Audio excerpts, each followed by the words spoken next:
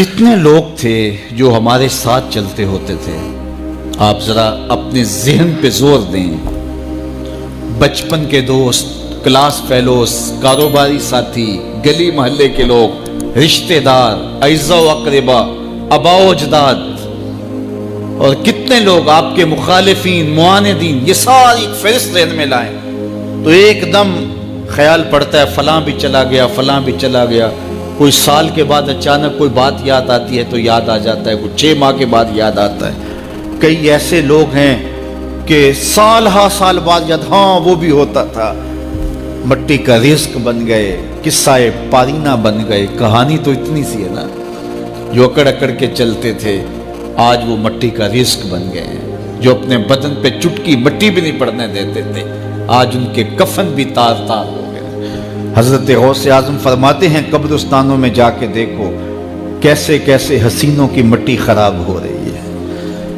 اللہ اکبر، بدن خاک میں مل گئے، ہڈیاں چور چور ہو گئی، ریزہ ریزہ ہو گئی، قبروں کے نشان بھی مٹ گئے، کتبے بھی ٹوٹ گئے، مٹ گیا مشتاق دل سے رنگ یاد رفتگاں، پھول مہنگے ہو گئے، قبریں پرانی ہو گئی۔ کون کسی کو یاد کرتا ہے؟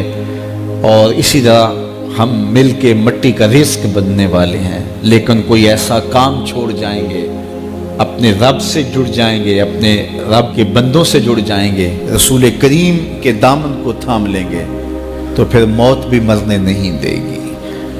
پھر سرخرو اور سر بلند ہوں گے، پھر عزتوں کے تاج سروں پہ رکھے جائیں گے، وقار کی مسند پہ بٹھائے جائیں گے۔ فقیر نام تنا دا باہو، قبر جنہ دی جیوے ہو۔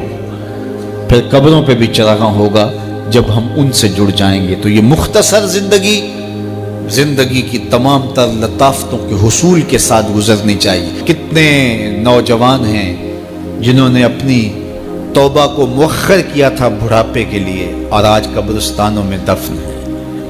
آپ جا کے قبرستانوں میں دیکھیں، وہ سوچتے تھے کہ ابھی تو جوانی ہے، جوانی سے لطف اندوز ہو لیں، بڑھاپے میں توبہ کر لیں گے، لیکن بڑھاپا نہیں آیا، موت آ گئی۔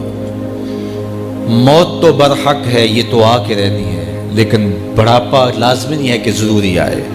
حضرت امام غزالی نے ایک بڑی خوبصورت بات لکھی، فرماتے ہیں معاشرے میں نظر دوڑا کے دیکھو، زیادہ بچے ہیں، زیادہ جوان ہیں یا زیادہ بوڑھے ہیں؟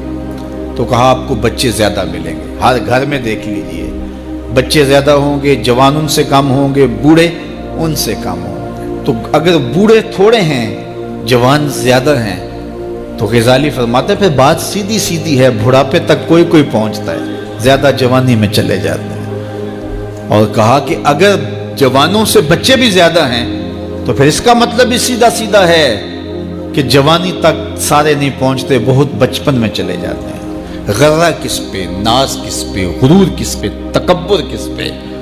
تو یہ مختصر زندگی جو اللہ کی امانت ہے، اس کو اللہ کے نام پہ گزارو۔ جو بیت گئی وہ بیت گئی، وہ تو منہا ہو گئی زندگی سے۔ وہ مجھے رات سے کچھ لوگ میسج بھیج رہے ہیں، آپ کا پیدائش کا دن ہے، مبارک ہو، اللہ سب کو جزا دے۔ لیکن میں آج اپنی چھوٹی بیٹی کو بھی کہہ رہا تھا، وہ مجھے بولی کہ ابو آپ کو مبارک ہو۔ تو میں نے کہا کہ آپ ہاتھ اٹھا کے اللہ کی بارگاہ میں دعا کرو کہ اللہ آپ کے باپ کے 46 سال کے گناہ معاف کر دے۔ یہ تو زندگی گزر گئی ہے، 46 سال میرے ہاتھ سے نکل گئے ہیں، میں الٹا بھی لٹک جاؤں تو یہ میرے ہاتھ نہیں آ سکتے۔ اگر میں نے اچھے گزارے ہیں تو مجھے مبارک ہو، اگر قبول ہو گئے ہیں، اور اگر اچھے نہیں گزرے تو مجھے توبہ کرنی چاہیے، زندگی کی کوتاہیوں سے توبہ کرنی چاہیے۔ ہم سمجھتے ہیں ہم بڑے ہو رہے ہیں، حقیقت میں ہم چھوٹے ہو رہے ہیں۔ ہم اپنی زندگی کے اہداف طے کریں، زندگی کے مقاصد طے کریں، ساری زندگی اس کے گرد سفر کرنی چاہیے۔ کئی لوگ ساری زندگی گزار دیتے ہیں، ان کو ساری زندگی راستے نہیں ملتا کہ جانا کدھر ہے۔ وہ کیوں؟ وَأَضَلُّ السَّبِيلَ، اللہ فرماتا وہ بھٹکے ہوئے مسافر ہوتے ہیں۔ اللہ سے راستہ مانگو، آہستہ چلو، لیکن منزل کا تعین کر کے بڑھو، بڑھتے رہو، منزل تمہارا استقبال کرے گی۔ آج مشکل ہے تو کل آسانیاں ہوں گی۔ تو یہ زندگی تیزی کے ساتھ کٹ رہی ہے، لمحہ لمحہ میں اور آپ موت کے قریب ہو رہے ہیں۔ قبل اس سے کہ وہ وقت آئے کوئی حجت باقی نہ رہے، مجھے اور آپ کو اپنی آخرت کی تیاری کی کوشش کرنی چاہیے۔